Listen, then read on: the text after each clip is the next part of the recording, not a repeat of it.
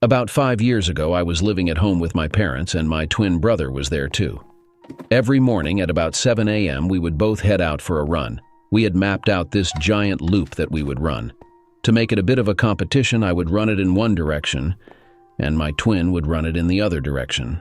That way we could run and stay focused. Part of this loop was on the main street of the city my parents lived in.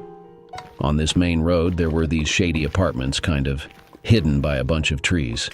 The direction I was running, the view of these apartments was obscured by a giant hedge bush, and I couldn't see the apartments until I was right in front of them. Out of my peripherals, I see a woman standing among the trees staring at me. I immediately get the chills and do not turn to face her, because I didn't want to be rude.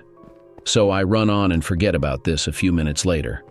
I pass my twin about 10 minutes later. He's going in the opposite direction as I. I get home and my twin isn't back yet, so I go about the rest of my morning routine, including taking a shower. I get out of the shower and my twin hasn't come back yet, and I'm starting to get a bit worried. An hour after I had gotten home, he's still not back, and I call him. He tells me he's on his way back, and he has something he needs to tell me and my parents. He finally gets home and tells us that as he's running in front of these apartments, he saw a woman hanging from the trees in front of this apartment. As soon as it's obvious he's seen her, a man comes sprinting from the apartments, wailing and screaming, "No, I can't believe she did this," and grabs her body and lays her on the ground and starts performing CPR. It's obvious he is her husband. My brother called the local police and they dispatched an ambulance and police officers. My brother has to stay for questioning and a witness report and all that jazz. He is obviously troubled by it. Since he was going the opposite way that I was running, he didn't have a hedge obscuring his view and got a straight-on view of this woman hanging there.